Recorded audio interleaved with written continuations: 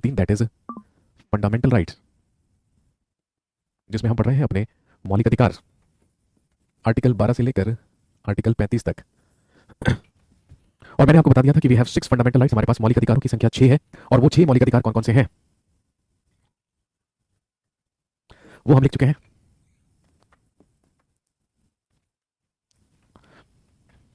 चलिए तो हम अपने मौलिक अधिकारों के बारे में पढ़ना शुरू करते हैं। सबसे पहले लिखेंगे our first fundamental right, right to equality. सबसे पहले हेडिंग डाल लीजिए राइट टू इक्वालिटी या समानता का अधिकार। राइट टू इक्वालिटी या समानता का अधिकार कॉन्स्टिट्यूशन के आर्टिकल 14 से लेकर आर्टिकल 18 तक हम बात करेंगे। सबसे पहले राइट टू इक्वालिटी या समानता का अधिकार।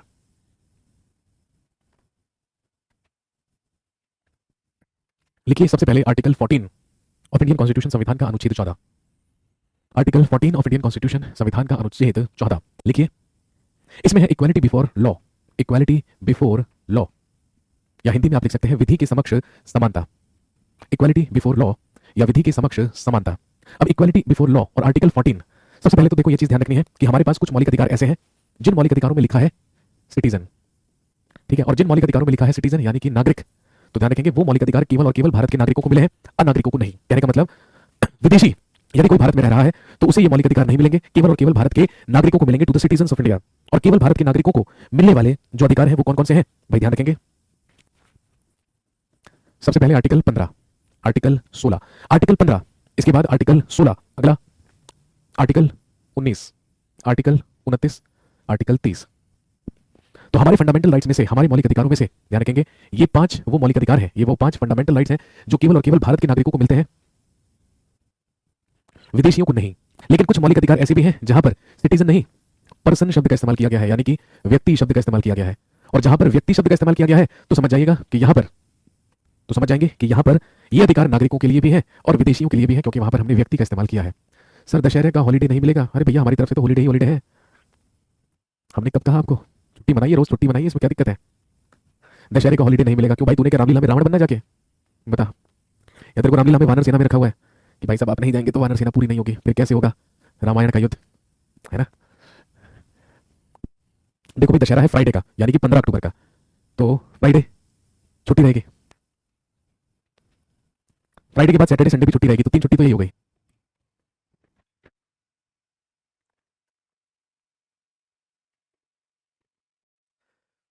हाँ जी, बीच में क्लास रुक गई थी, अब ठीक हो गई है, चंद सेकंड्स के लिए रुक गई थी।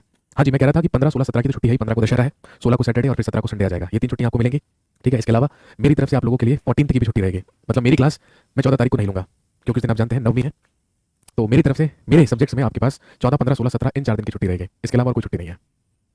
और 4 दिन की छुट्टियां यार आर मोर देन इनफ, करना क्या छुट्टियों का, है ना। हमने कौन सा कहीं जाना है बाहर, मतलब तुमने कौन सा कहीं बाहर जाना है, मैंने तो जाना है भाई, है ना। मेरी तरफ से तो 14 तारीख की छुट्टी रहेगी। तो बस ये जो 4 छुट्टियां हैं 14, 15, 16, 17, तो भाई इसकी को दशहरे की छुट्टी मान लीजिए, दुर्गा पूजा की छुट्टी मान लीजिए, डांडिया की छुट्टी मान लीजिए, रामलीला की छुट्टी मान लीजिए, जो मर्जी मान लीजिए, ठीक है। कहाँ जाएंगे सर, बहुत ही बढ़िया। साउंड क्लियर नहीं आ रही है क्या यहाँ पे बार बार कुछ, जी मैं कहाँ जाऊँगा ये आपको पता चलता रहेगा, आप सारे के सारे, ठीक है। इंस्टाग्राम पर जुड़े रहिएगा मेरे साथ, तो मैं जहाँ जहाँ पे भी जाऊँगा मैं आपको, है ना, वीडियोज़ और व्लॉग्स बना बना के पोस्ट करता रहूँगा, तो आप मुझे, ठीक है, आराम से देख लेना। वैसे मैं आपको बता देता हूँ मैं कहाँ जा रहा हूँ, मैं 14 को जा रहा हूँ मुंबई, ठीक है। 14 की मॉर्निंग में मुंबई और 17 की शाम को वापस, यानी कि वो जो 4 दिन की छुट्टियाँ हैं वो हम पूरी तरीके से यूटिलाइज कर लेंगे। 15 तारीख को दशहरा है, ठीक है, 15 अक्टूबर का दशहरा है, ये तो आपको पता ही है। उसके बाद 2 दिन की और छुट्टी है, 14 तारीख की छुट्टी मेरी तरफ से रहेगी आपके लिए, ठीक है। तो ये 14, 15, 16, 17 तारीख को मैं मुंबई में रहूँगा। यदि आप में से कोई मुंबई में रहता है या उसके आसपास रहता है तो प्लीज़ आप मुझे मैसेज कर दीजिएगा, तो अगर पॉसिबल हुआ तो हम आपसे मुलाकात कर लेंगे। मैं मुंबई से हूँ, बहुत ही बढ़िया मेरे भाई। अगर आप मुंबई से हैं तो फिर आप मुझे इंस्टाग्राम पे या फेसबुक मैसेंजर पे मैसेज जरूर कीजिएगा, तो हम मुलाकात कर सकते हैं।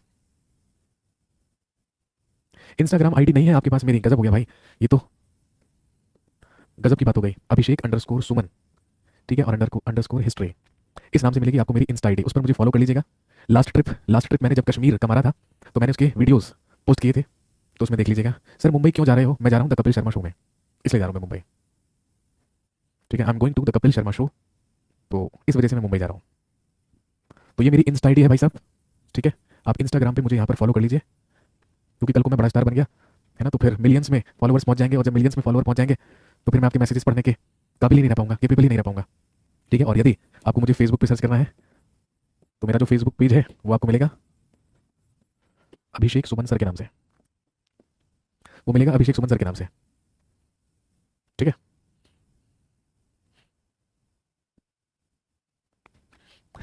एक लड़का पूछ रहा है सर यूपी कब आओगे? बेटे मैं यूपी में रहता हूँ, मेरा घर है यूपी में, तो मुझे यूपी में जाने की जरूरत नहीं है, मेरा जन्म यूपी में हुआ है।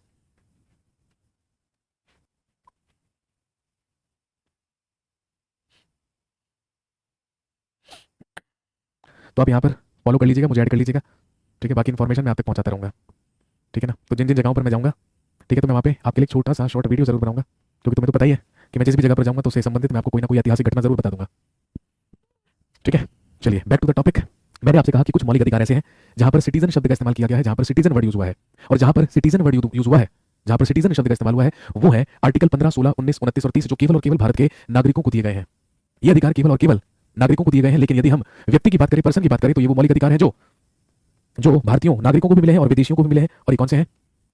लिख लीजिए आर्टिकल 14, 20, 21, आर्टिकल 14, आर्टिकल 20, 21, 22, 23, 24, 25, 26, 27, 28। ये वो मौलिक अधिकार हैं, ये वो आर्टिकल्स हैं जो भारतीय नागरिकों के साथ साथ विदेशियों को भी प्रदान किए गए हैं। और इसके अलावा आर्टिकल 17 और 18 के तहत भारत से दो प्रथाओं को समाप्त किया गया है।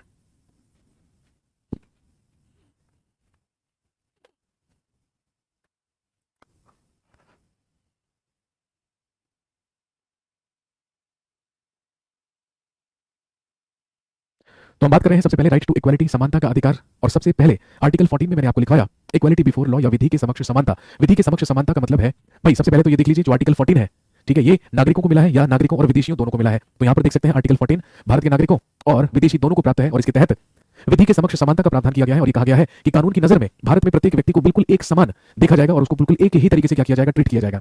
उसके साथ कोई भी डिस्क्रिमिनेशन या कोई भी भेदभाव नहीं होगा। हर व्यक्ति कानून की नजरों में एक समान है।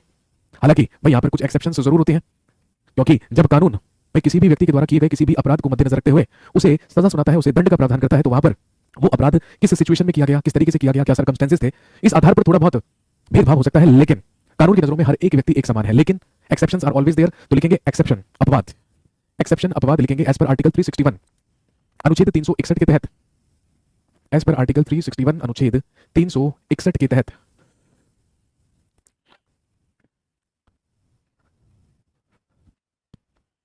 लिखेंगे there is a conservation, there is a conservation for president and governors, there is a conservation for president and governors in equality before law. लिखेंगे विधि के समक्ष समानता में, विधि के समक्ष समानता में राष्ट्रपति एवं राज्यपालों को, राष्ट्रपति एवं राज्यपालों को विशेष संरक्षण प्रदान किया गया है, प्रेसिडेंट एंड द गवर्नर्स। और there is a conservation for president and governors in equality before law, विधि के समक्ष समानता में राष्ट्रपति और राज्यपाल को संरक्षण प्रदान किया गया है। कहने का मतलब यदि भारत के राष्ट्रपति और राज्य के राज्यपाल के द्वारा कोई भी अवैधानिक काम या कोई भी अनकॉन्स्टिट्यूशनल काम किया जाता है, तो उस कंडीशन में ना तो भारत के राष्ट्रपति को कभी भी अरेस्ट किया जा सकता, ना ही कभी भी उसे गिरफ्तार किया जा सकता, और ना ही किसी भी न्यायालय में उसके खिलाफ कोई मामला दर्ज कराया जा सकता, क्योंकि विधि के समक्ष कानून की नजरों में सब के सब लोग एक समान है। लेकिन राष्ट्रपति और राज्यपाल को इससे अछूता रखा गया है, इससे अलग रखा गया है, क्योंकि केंद्र में भारत का राष्ट्रपति और राज्य में राज्य का राज्यपाल अपने द्वारा किए गए किसी भी कार्य को लेकर या किसी भी कार्य के लिए आंसरेबल नहीं होते हैं, रिस्पॉन्सिबल नहीं होते हैं। नेक्स्ट अगला लिखेंगे article 15 of Indian constitution. Sir अगर किसी का मर्डर कर दिया तो, बेटे अगर किसी का मर्डर कर दिया तो राष्ट्रपति को देने के लिए हमारे पास केवल एक सजा है, जो क्या है, महाभियोग, इंपीचमेंट।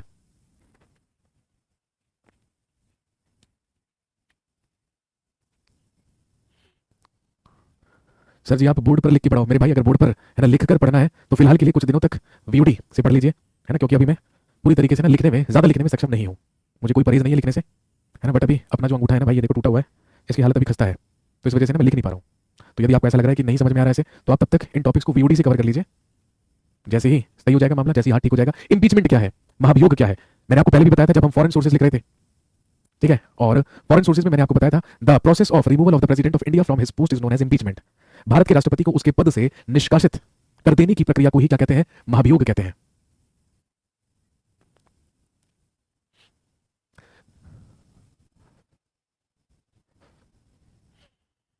नेक्स्ट अगला लिखेंगे आर्टिकल 15 ऑफ इंडियन कॉन्स्टिट्यूशन, संविधान का अनुच्छेद 15। Article 15 article 15 of Indian constitution संविधान का अनुच्छेद 15। क्या ये क्लास एलएलबी एंट्रेंस के लिए सफिशिएंट होगा? जी हाँ, बिल्कुल सफिशिएंट होगा, बिल्कुल सफिशिएंट होगा, आपको टेंशन लेने की जरूरत नहीं है। आर्टिकल 15 में है, लिखेंगे prohibition of discrimination, prohibition of discrimination on the basis of, prohibition of discrimination on the basis of religion, caste, race, sex and birth place, prohibition of discrimination on the basis of religion, caste, race, sex and birth place. Hindi में लिखेंगे धर्म, जाति, मूलवंश, लिंग एवं जन्मस्थान के आधार पर, धर्म, जाति, मूलवंश, लिंग और जन्मस्थान के आधार पर विभेद पर प्रतिबंध। Prohibition of discrimination, prohibition of discrimination on the basis of religion, caste, race, sex and birth place. धर्म, जाति, मूलवंश, लिंग और जन्मस्थान के आधार पर विभेद पर प्रतिबंध।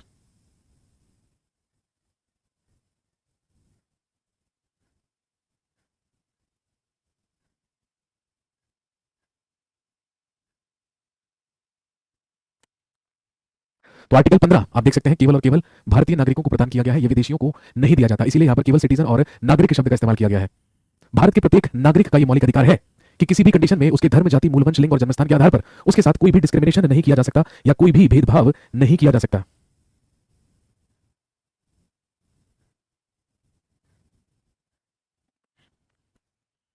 भारत के प्रत्येक नागरिक का यह मौलिक अधिकार है कि उसके साथ उसके धर्म, जाति, मूलवंश, लिंग और जन्मस्थान के आधार पर कोई भी विभेद नहीं किया जाएगा या कोई भी भेदभाव नहीं किया जाएगा। लेकिन there are exceptions as well, लेकिन यहां पर कुछ अपवाद भी है, लिखेंगे एक्सेप्शंस, लिखेंगे अपवाद। लिखिए एज पर आर्टिकल 15(3) अनुच्छेद 15 के 3 के तहत, एज पर आर्टिकल 15(3) अनुच्छेद 15 के 3 के तहत लिखेंगे a state can make special provisions for women and children. राज्य चाहे तो महिलाओं एवं बालकों के लिए विशेष प्रावधान कर सकता है। अ state can make special provisions for, a state can make special provisions for women and children. राज्य चाहे तो महिलाओं एवं बालकों के लिए विशेष प्रावधान कर सकता है।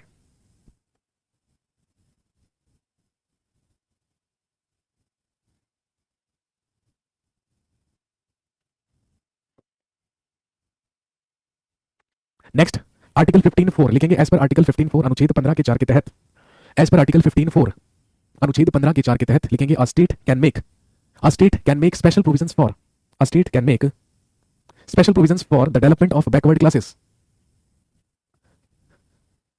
As per article 15(4) a state can make special provisions for the development of backward classes, एससीज एंड एसटीज। राज्य चाहे तो पिछड़ा वर्गों, अनुसूचित, राज्य चाहे तो पिछड़ा वर्गों, अनुसूचित जाति और जनजातियों के विकास के लिए विशेष प्रावधान कर सकता है। राज्य चाहे तो पिछड़ा वर्गों, अनुसूचित जाति एवं जनजातियों के लिए विशेष प्रावधान कर सकता है।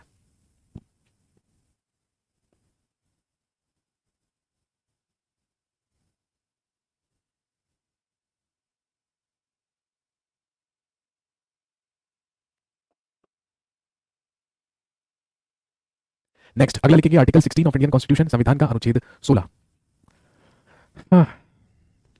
मैंने कहा a state can make special provisions for the development of backward classes, एससीज एंड एसटीज, यानी कि schedule caste and schedule tribes. राज्य चाहे तो पिछड़ा वर्गों, अनुसूचित जातियों एवं जनजातियों के विकास के लिए विशेष प्रावधान कर सकता है।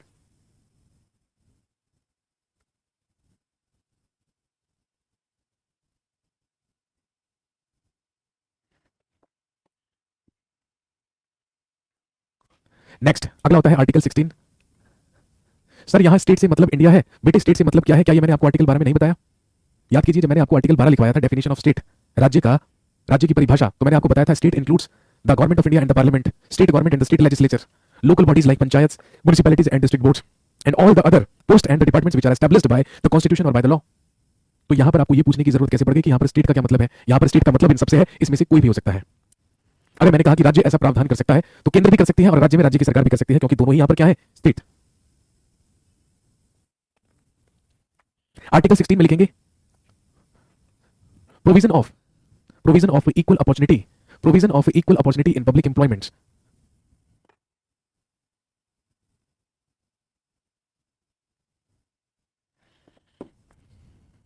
There is a provision of equal opportunity in public employment.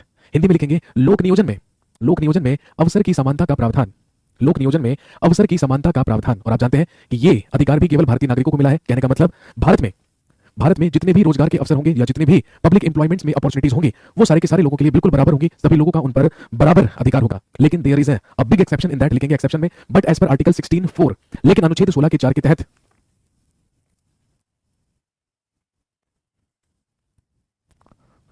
Sir state का मतलब राज्य कब होगा? बेटे स्टेट का मतलब राज्य तब होगा जब हम पहुंचेंगे पार्ट 6 ऑफ इंडियन कॉन्स्टिट्यूशन, संविधान के भाग 6 में, जिसमें हमें पढ़ना ही स्टेट या राज्य के बारे में है। वहां पर स्टेट का मतलब राज्य से होगा।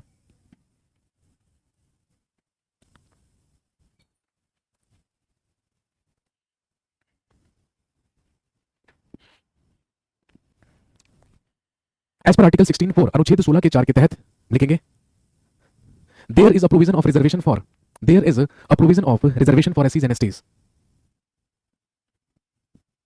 अनुच्छेद 16 के 4 के तहत, अनुच्छेद 16 के 4 के तहत, लिखेंगे अनुसूचित जाति एवं जनजातियों के लिए आरक्षण का प्रावधान है।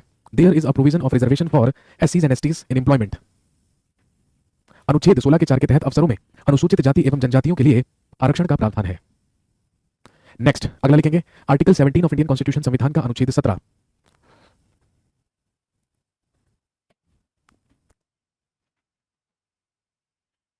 अगला लिखेंगे आर्टिकल 17 अनुच्छेद 17।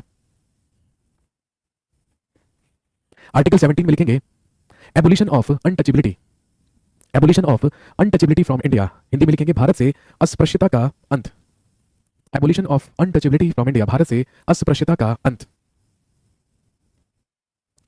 तो मैंने आपको बताया आर्टिकल 17 और 18 के तहत भारत से दो प्रथाओं को क्या किया गया है, समाप्त किया गया है, जिसमें से सबसे पहली प्रथा आर्टिकल 17 में है एबोलिशन ऑफ अनटचेबिलिटी या अस्पृश्यता का अंत। अस्पृश्यता का मतलब होता है छुआछूत। अनुच्छेद 17 के तहत भारत से छुआछूत को पूरी तरीके से क्या कर दिया गया है, समाप्त कर दिया गया है, पूरी तरीके से निलंबित कर दिया गया है, और किसी भी कंडीशन में भारत में कोई भी व्यक्ति किसी के साथ अस्पृश्यता का व्यवहार नहीं कर सकता।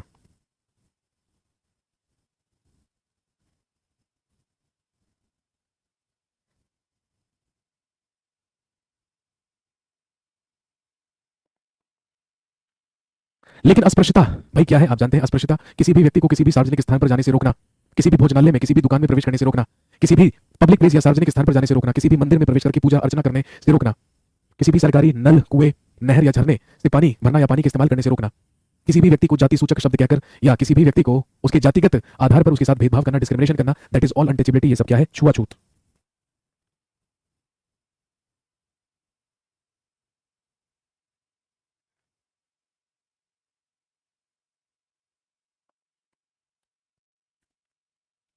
नेक्स्ट, हिस्ट्री की क्लास क्यों नहीं चलती है? अरे मेरे भाई लगता है तुमने आज का शेड्यूल चेक नहीं करा है। शेड्यूल तो चेक किया करो पहले जी। नेक्स्ट लिखेंगे आर्टिकल 18 ऑफ इंडियन कॉन्स्टिट्यूशन, संविधान का अनुच्छेद 18। आर्टिकल 18 ऑफ इंडियन कॉन्स्टिट्यूशन, अनुच्छेद 18, लिखेंगे इसमें है abolition of titles from India, Bharat से उपाधियों का अंत। Abolition of titles from India, Bharat से उपाधियों का अंत। अनुच्छेद 18 के तहत as per article 18 of Indian constitution Bharat से उपाधियों का पूरी तरीके से अंत कर दिया गया है। और ध्यान रखेंगे कोई भी भारत में कोई भी व्यक्ति अपने नाम से पहले या नाम के बाद अपनी उपाधि का इस्तेमाल वैधानिक तौर पर नहीं कर सकता है, क्योंकि भारत से उपाधियों का अंत पूरी तरीके से कर दिया गया है। और इसके अलावा ध्यान रखेंगे यह अधिकार केवल डॉक्टरेट्स को या फिर डिफेंस पर्सन्स को दिया गया है कि केवल डॉक्टरेट्स और केवल डिफेंस के लोग ही अपने नाम से पहले अपनी उपाधि का इस्तेमाल कर सकते हैं और कोई नहीं।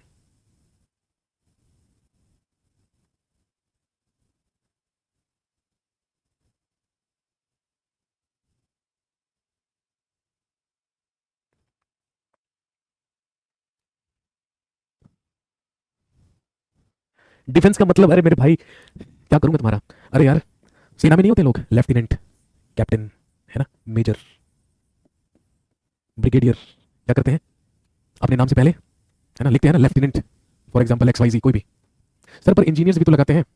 इंजीनियर्स तो बेचारे इसलिए लगाते हैं ताकि उन्हें इंजीनियर लोग समझ सकें। इंजीनियर्स फेसबुक पे लगाते हैं, एडवोकेट्स फेसबुक पे लगाते हैं, सीए फेसबुक पे लगाते हैं। Legally that is allowed only for the doctorates and the defence people.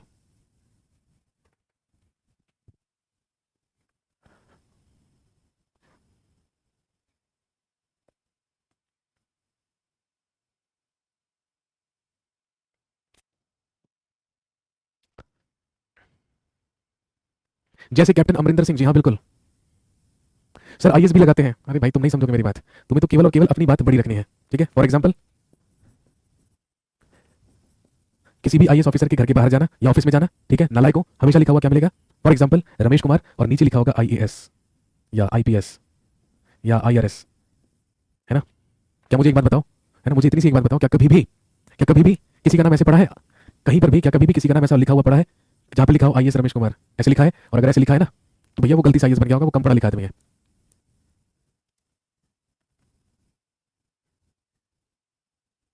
केवल और केवल, ठीक है, ये अधिकार है किसको? डॉक्टरेट्स, डॉक्टर रमेश कुमार हमेशा मिलेगा लिखा हुआ, लीगल डॉक्यूमेंट्स पे भी लिखा हुआ मिल सकता है। और या फिर लेफ्टिनेंट XYZ, है ना, रिटायर्ड भी हो जाएंगे तो भी लिखा हुआ मिलेगा, retired lieutenant general VK Singh, retirement के बाद भी लगा सकते हैं, लेकिन और कोई नहीं लगा सकता है, ठीक है। हालांकि तो भारत से उपाधियों का तो पूरी तरीके से अंत कर ही दिया गया है, लेकिन ध्यान रखेंगे यदि आप कोई विदेश से भी नागरिकता प्राप्त, कोई उपाधि प्राप्त करना चाहते हैं तो भारत में विदेशी उपाधि प्राप्त करने पर भी प्रतिबंध लगाया गया है। और ये प्रावधान बनाया गया है कि यदि आप विदेश से भी कोई उपाधि प्राप्त करना चाहते हैं या धारण करना चाहते हैं तो उसके लिए आपको सबसे पहले परमिशन लेनी होगी from the president of India, Bharat के राष्ट्रपति से। इवन इवन भारत के द्वारा या भारत के राष्ट्रपति के द्वारा दिए जाने वाले जो पुरस्कार और सम्मान है उनका इस्तेमाल भी नाम से पहले नहीं किया जा सकता, जैसे भारत रत्न होता है, पद्म विभूषण होता है, पद्म भूषण होता है। That is article 18। और हमने देखा कि आर्टिकल 14 से लेकर आर्टिकल 18 तक हमने जितने भी अनुच्छेदों के बारे में बात की, that is to maintain equality in India. ये भारत में इक्वालिटी या समानता को ही मेंटेन करने के लिए था।